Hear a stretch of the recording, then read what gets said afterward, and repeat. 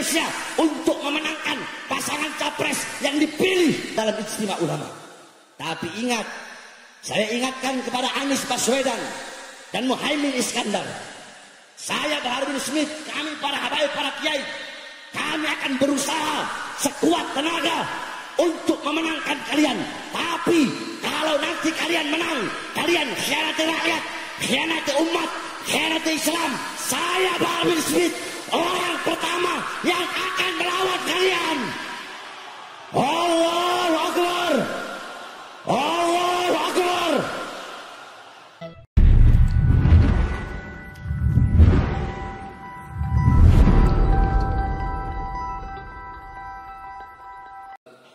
Alhamdulillahil qawiyyi sultanu al-wadihil burhanu al-mabsud fil wujud karamuhu wa ihsanuhu. Allahumma salli wa sallim wa barik wa karrim wa azim ala nuril anwar wa sirril asrar wa tiryakil aghyar wa miftahi babil yasar sayyidina wa maulana Muhammadin al-Mukhtar wa alihi al-athhar wa ashabihi al-akhyar adada ni'amillah wa ifdalih, amma ba'd. Yang saya cintai, yang saya muliakan segenap para alim ulama, para habaib, para kiai, para asatid, para tokoh masyarakat, segenap aparat pemerintah, baik dari TNI ataupun Polri. Wabil khusus yang saya cintai, yang saya muliakan guru kita, Ketua Umum Front Pembela Front Persaudaraan Islam, Sayyid Al-Habib Muhammad bin Hussein Al-Attas. Mudah-mudahan Allah panjangkan umur beliau, Allah sehatkan jasmani dan ruhani beliau, Allah permudah segala urusan dunia akhirat beliau, Allah perkuat langkahan kaki beliau dalam berdakwah dan berjuang di jalan Allah Subhanahu wa taala. Yang saya cinta, yang saya muliakan Al-Habib Hanif bin Abdurrahman Al-Attas yang tadi telah menyampaikan tausiah dan nasihat yang begitu luar biasa. Yang saya cintai, yang saya muliakan Ketua Front Persaudaraan Islam DPW Bogor Al-Habib Alwi Al-Hamid beserta seluruh pengurusnya. Yang saya cintai, yang saya muliakan segenap panitia peringatan puncak berzikir udah ke-12. Wabil khusus Al-Habib Y Al-Jufri beserta seluruh hadirin hadirat, bapak-bapak, ibu-ibu, para pemuda-pemudi umat baginda Nabi besar Muhammad yang selalu dimuliakan oleh Allah Subhanahu wa taala. Saudara-saudara, saya sebenarnya kata dokter belum boleh keluar ceramah. Saya punya penyakit jantung namanya kardiomiopati. Kardiomiopati itu salah satu dari penyakit yang paling berbahaya.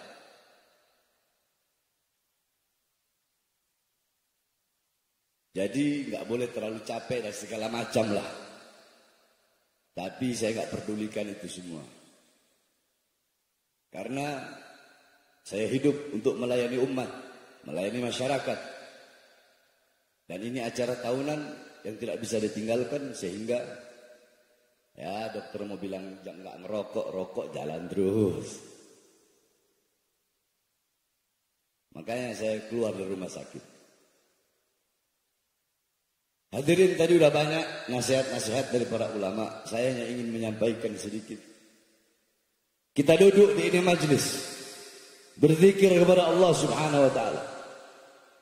Lidah-lidah kalian yang basah dengan tahlil, dengan tahmid, dengan tasbih, dengan takbir, dengan tamjid, dengan salawat, itu adalah lidah-lidah yang kelak di akhirat akan basah dengan telaga kautsarnya baginda Nabi besar Muhammad. Kalian duduk di sini berzikir mengingat Allah, Allah akan mengingat kalian. Kalian duduk di sini memuliakan, mengagungkan Nabi Muhammad, kalian menjadi mulia dan menjadi agung juga karena kemuliaan dan keagungan baginda Nabi besar Muhammad sallallahu alaihi wasallam. Saudara-saudara, saya tidak panjang lebar, 5 menit. Nabi Allah Adam alaihi salam bapaknya manusia. Nabi Adam, beliau pernah berwasiat. Wasiat beliau untuk anak cucunya agar berhati-hati. Wasiat beliau ini kepada seluruh manusia. Apa wasiat beliau? Qala Nabiullah Adam alaihissalam, "Idza aradtum an fi'la syai'in faqaddimu thalathata asya'. Fa ihda min thalatha istashirul akhyar." Nabiullah Adam alaihissalam beliau berkata, "Wahai manusia, hei manusia, hei anak cucuku, jikalau engkau ingin melakukan perkara apapun, hal apapun, perbuatan apapun, perlakuan apapun, sebelum melakukan hal itu, perkara itu, perbuatan itu, hendaknya dahulukan 3 perkara ini. Yang pertama, istasyirul akhyar. Bermusyawarahlah dengan orang-orang soleh. Minta pendapatnya orang soleh.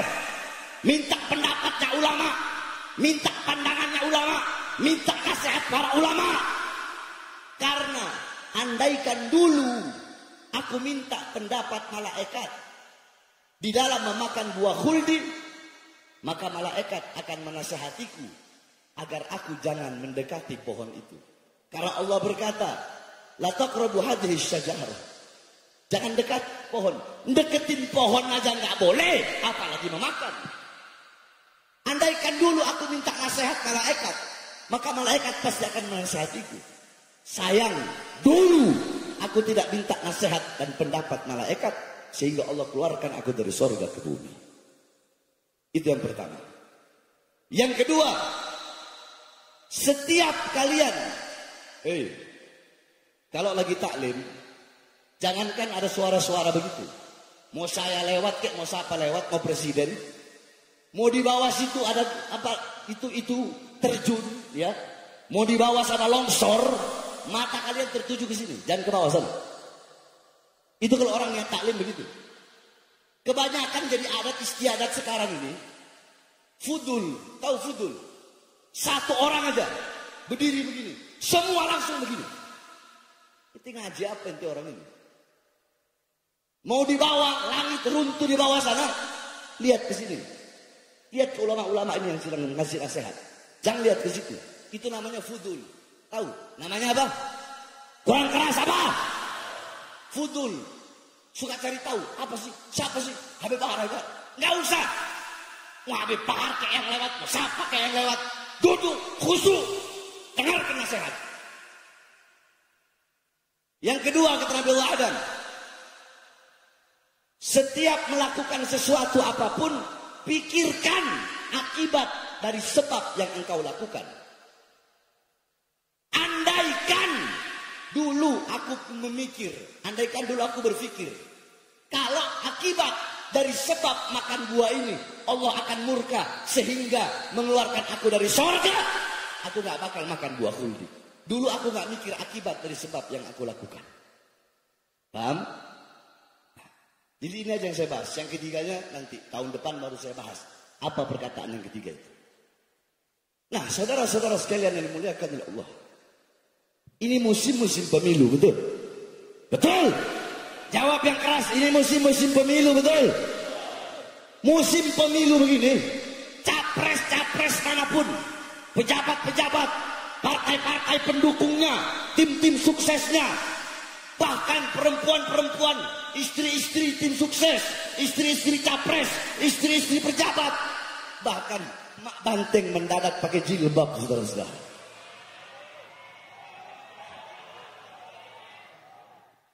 Betul? Betul? Gak apa-apa, Habib Iya gak bakal ditahan kok anak ngomong mak banteng. Tenang aja. Dulu tahun 2013 anak keluar kasus demos, anak ceramah. Bahas tadi nih gara-gara mak banteng. Anak dilaporkan sama ketua PDI Hasto kalau nggak salah. Cybercrime. Ketika dilaporkan, polisi penyidik nanya, Apakah benar Habib dalam ceramahnya menyebut Ibu Megawati dengan sebutan Mak Banteng? Betul.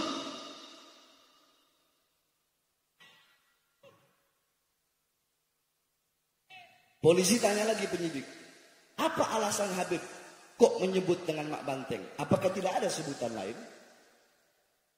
Apa Anda jawab? Pak, saya ceramah agama.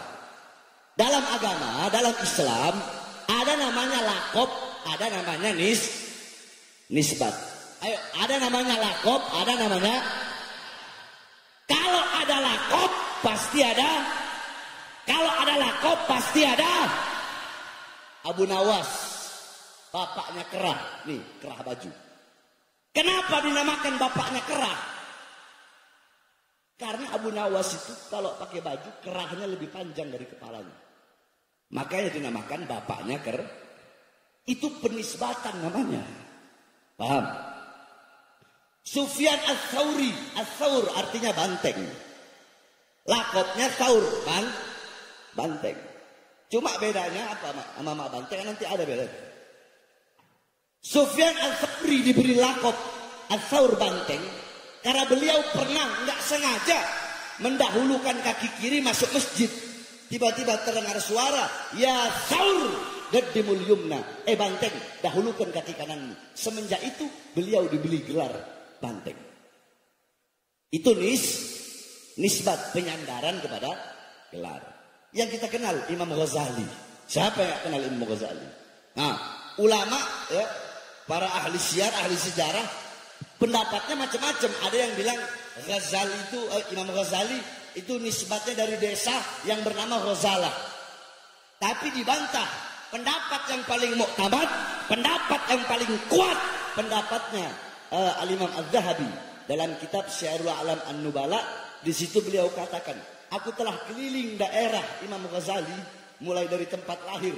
Tidak ada desa yang bernama Ghazalah. Sehingga yang benar lakop Ghazali itu dari kata Ghazal yang artinya tukang tenun, tukang jahit, tukang sol. Karena bapaknya Imam Ghazali, keluarganya semua itu berasal dari tukang. Jadi ada lakop, ada Bapak udah paham? Paham Bib saya. Sekarang saya tanya sama Bapak. Megawati itu ketua umum partai apa? PDI, Beb. PDI itu lambangnya apa, Pak? Banteng. Ya saya panggil Mak Banteng. Kalau PDI lambang monyet, saya panggil Mak Monyet. Bener nggak, Beb?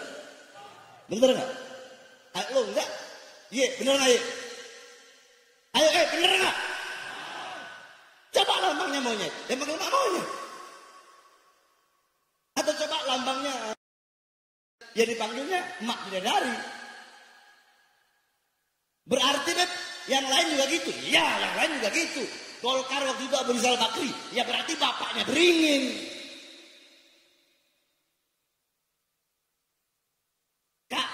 Bapaknya Ka'bah, siapa tuh? Kalau apa partai hilang lambang-lambangnya itu nggak paham mana? PKB, terus apalagi itu? Pokoknya ya itulah seperti itu. Paham Pak? Paham Beb. Jadi salah nggak saya secara agama? Nggak salah Beb. Secara negara salah nggak? Nggak salah juga Beb. Nah musim politik begini nih. Jadi para pejabat-pejabat itu butuh sama kita, butuh sama rakyat, butuh sama masyarakat. Kalau ada maunya dong, salah-salah. Ini yang terjadi, ini nyata. Mendadak jadi santriwati yang perempuan-perempuan. Yang laki-laki mendadak jadi santri. Pakai peci, pakai sarung. Masuk gorong-gorong. Keluar jadi presiden. Macem-macem. Ada yang jadi bintang iklan wudhu. Saya tanya, munafik gak? Munafik gak? Munafik gak? Saya berjanji, kalau saya jadi presiden, saya berjanji, kalau saya jadi gubernur, saya berjanji, kalau saya jadi wali kota, kalau jadi bupati, dan lain sebagainya, kalau jadi caleg, saya tidak akan makan gaji saya. Goblok, biadab. Iya, kalian gak makan gaji kalian. Gaji kalian cuma berapa? Paling 40 juta, 50 juta. Gaji presiden 60 juta. Kalian gak makan, tapi ratusan triliun uang rakyat kalian rampok dan kalian makan. Betul? Iya benar, janji ditepati janjinya. Gak makan uang rakyat. Saudara-saudara sekalian dimuliakan oleh Allah Subhanahu wa taala. Mereka butuh sama kita kalau ada maunya doang. Lagi pemilu begini nih, butuh sama rakyat, butuh sama masyarakat, terjun langsung, turun langsung. Ada yang tadinya sok garang tiba-tiba baik sama masyarakat, lemah lembut sama masyarakat. Banyak gak? Banyak gak? Memberikan janji, saya berjanji memakmurkan rakyat, saya berjanji mensejahterakan rakyat, saya berjanji berbuat adil kepada rakyat. Hei, engkau pendusta, engkau pembohong, kalian zalimi rakyat, kalian bohongi rakyat, kalian tipu rakyat, pengangguran semakin banyak, kalian lebih mementingkan investor asing daripada tanah rakyat, daripada keringat rakyat, darah rakyat. Pendusta, pembohong kalian mengundang perusahaan-perusahaan asing dari luar datang ke Indonesia untuk merampok kekayaan alam yang ada di Indonesia, saudara. Saya tanya, kezaliman seperti ini lawan apa biarkan? Lawan apa biarkan? Ketidakadilan lawan apa biarkan? Lawan apa biarkan? Ini yang terjadi, saudara-saudara. Nah, makanya kata Nabi Adam tadi, kalau mau melakukan hal apapun, minta pendapat ulah, minta pendapat para minta pendapat para kiai, minta pendapat para habah. Cuma Ustadz, Kiai, Habib itu ada terbagi dua. Terbagi berapa? Jadi terbagi dua. Ini para ulama-ulama, para ustadz, para kiai, para habaib yang berdiri depan pintu surga, berdiri depan pintu kekuasaan, jadi penjilat-penjilat pejabat. Mereka Allah kasih anugerah ilmu, Allah kasih ilmu kepada mereka. Tetapi ilmu yang Allah berikan, alimun alladzi yaj'alu ilmahu tabi'an li ra'yil muluk. Ulama tapi menjadikan ilmunya untuk mengikuti kemauan para penguasa. Penguasa mau yang halal jadi haram, mereka bikin keluarkan fatwa halal jadi haram. Yang haram penguasa pengen jadi halal, mereka bikin bagaimana caranya yang haram jadi halal. Tawa ayat, tawa hadis, tapi kalimatul haq uridu bihal batil. Ini yang terjadi, saudara-saudara. Nah, ulama seperti ini saya tanya, Allah kasih ilmu, ilmunya dia pakai untuk seperti itu. Khianatin Allah enggak? Ya jawab yang keras, khianat enggak? Khianat enggak? Khianat ya? Khianatin Rasulullah enggak? Banyak enggak begitu? Banyak enggak? Banyak enggak? Makanya ikuti pendapat ulama yang lurus, maksud saya. Ikuti pendapat ulama yang istiqomah, yang enggak bisa dibeli, yang enggak bisa disuap, yang enggak bisa disogok. Saudara-saudara, saya tanya, apakah pernah imam besar kita Habib Rizik mengkhianati kita umat Islam?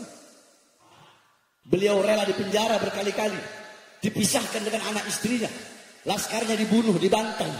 Beliau hijrah ke Makkah, beliau dizolimi, dihina, dicaci, dimaki. Tapi ada beliau meninggalkan umat, ada mengkhianati umat. Saya masuk penjara, Habib Hanif masuk penjara, tangan saya diborgol, perut saya diborgol, kaki saya diborgol. Ada saya khianati umat? Apakah dengan diancam, dipenjara, ataupun mau dibunuh, kami meninggalkan umat? Ada kami terima uang dari pejabat?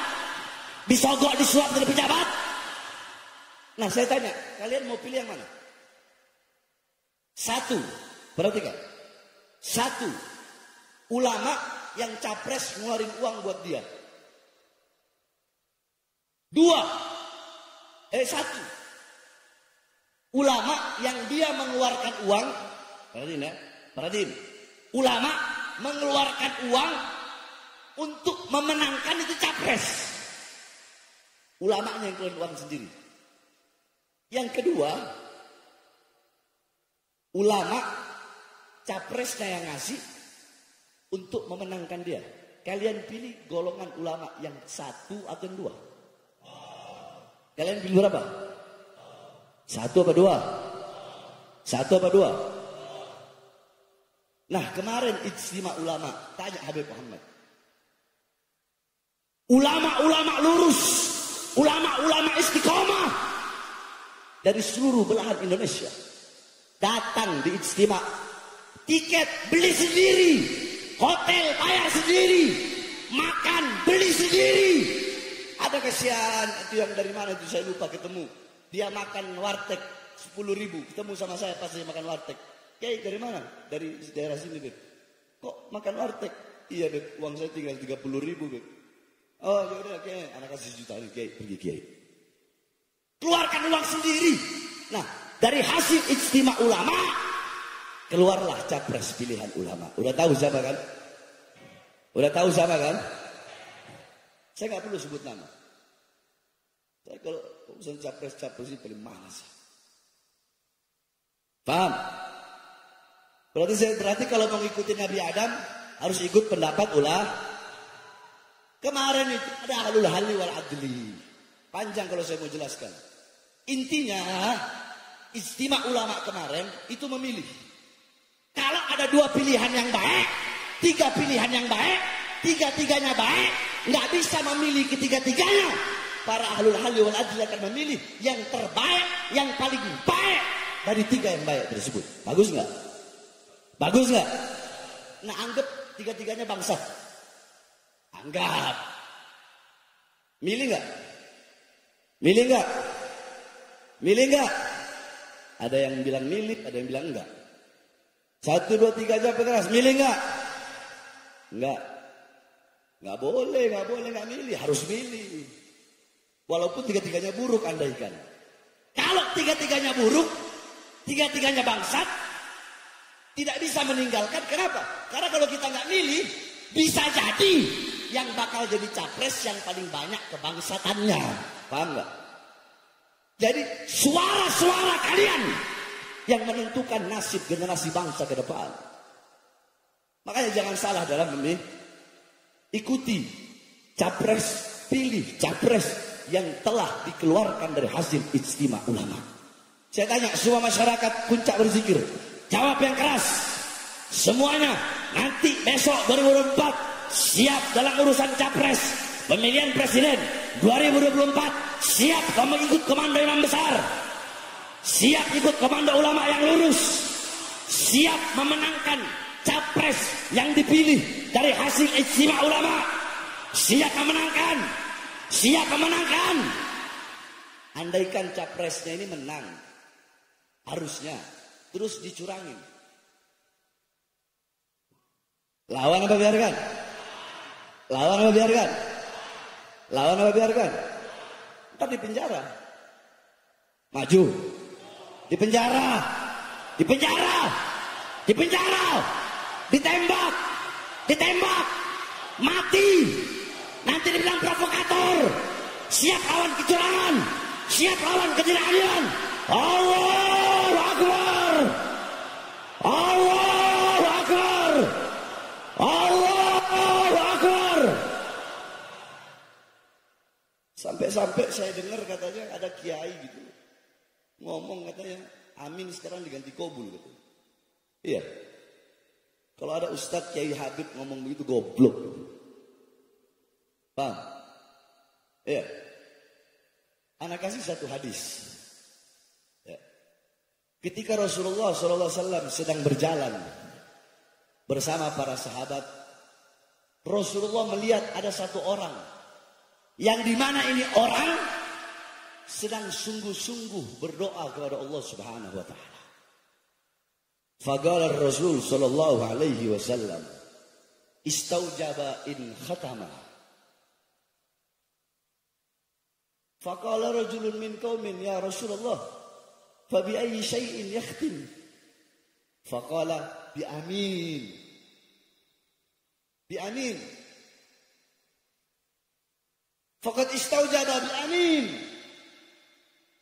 Jadi kata Rasulullah, ketika ada orang yang bersungguh-sungguh sedang doa, Rasulullah bilang kepada sahabat-sahabat tadi, andaikan dia menutup doanya, belum sempat Rasulullah ngomong ditutup dengan apa, sahabat nanya, ditutup dengan apa doanya ya Rasulullah, agar doanya diterima oleh Allah Subhanahu wa taala. Apa kata Rasulullah? Khatama bi amin faqad istaujaba. Dia hatamkan, dia akhiri doanya dengan kata amin, maka akan Allah Subhanahu wa taala terima dia punya doa. Jadi maksudnya jangan, coba ini otaknya gimana, heran saya. Jangan hanya gara-gara beda pilihan capres terus disangkut pautkan ke urusan orang amin diganti kabul. Ini dari mana ini? Ini yang mengajarkan Rasulullah. Oke lah, nggak apa-apa. Saya jelaskan. Kalian mau sebut amin, terus itu orang mengganti pakai kabul, hanya gara-gara Anies sama Muhaimin. Itu orang mengganti kabul. Sekarang emangnya mereka tahu di dalam hati kalian ketika ada orang berdoa, kalian sebut amin, ada 3 perkara. Yang satu, apakah amin kalian untuk mengaminkan si capres tersebut agar menang? 1.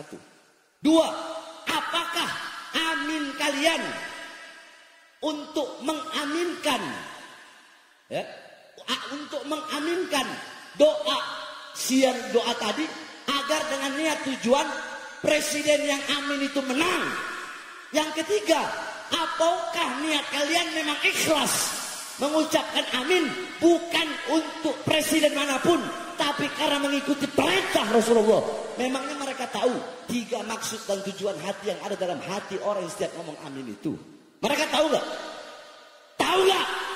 Kalau gak tahu, kenapa mengeluarkan fatwa seperti itu? Goblok! Paham? Sebenarnya sama, gobul itu adatnya kita orang habaib. Yakni gobul, yakni amin itu kata Imam Nawawi dalam kitabnya, dalam kitab At-Tibyan kalau nggak salah, amin itu banyak arti. Bisa diartikan ya Allah perkenankanlah, ya Allah terimalah, ya Allah jawablah, ya Allah jangan kecewakan hamba. Banyak artinya amin. Gobul pun ya Allah, ya gobul ya Allah, gobul ya Allah. Sama mau amin mau gobul. Tapi kenapa kok harus ada kata amin ini seluruh dunia udah amin amin? Kenapa disangkut-sangkut pautin sama amin capres? Ini kan otaknya di mana ulama seperti ini, betul? Betul? Betul? Oleh karenanya saudara-saudara sekalian yang dimuliakan oleh Allah Subhanahu wa taala, nanti tahun 2024 jangan sampai salah. Saya mulai dari kemarin, mulai dari sebelum ijtima ulama itu saya udah keliling Indonesia untuk menyampaikan kepada seluruh masyarakat khususnya umat Islam untuk memilih capres hasil ijtima ulama sebelum ijtima ulama digelar. Betul Habib? Habib Muhammad saksi banyak, ada 2 anak keliling Indonesia. Anak malam ini ada 5 tempat, tapi yang hadir cuma di sini, yang 4 anak hadir di Jakarta. Satu malam itu anak ceramah paling sedikit 5. Kalau malam minggu bisa 10-11. Kita ambillah setengahnya. Kita ambil 7 tempat. Satu kali saya ceramah, apalagi daerah Jawa Barat, Banten sana, itu yang hadir bisa 10.000 orang. Hitunglah 50.000 orang satu malam, 5 tempat. 50.000 kali 10 hari berapa? Berapa? 500.000 kali 20 hari, kali 30 hari, 1,5 juta. Tambah lagi 1 bulan lagi 3 juta. Tambah 1 bulan lagi 4,5 juta. Itu diambil sedikitnya saudara-saudara. Habib Muhammad, kami semua akan berusaha, bersusah payah, berkeringat keliling. Kami akan keliling Indonesia untuk memenangkan pasangan capres yang dipilih dalam ijtima ulama. Tapi ingat, saya ingatkan kepada Anies Baswedan dan Muhaimin Iskandar. Saya Bahar bin Smith, kami para habaib, para kiai, kami akan berusaha sekuat tenaga untuk memenangkan kalian. Tapi kalau nanti hati kalian menang, kalian khianati rakyat, khianati umat, khianati Islam, saya Pak Amir Smith orang pertama yang akan melawan kalian. Allahu Akbar, Allahu Akbar. Adil nggak kalau gini? Adil nggak? Iya, kita harus adil. Jadi suara-suara kalian yang menentukan nasib dan generasi bangsa ke depan. Paham? Paham? Paham? Ini saja yang dapat saya sampaikan. Insya Allah bermanfaat. Bareng-bareng nyalakan flash HP.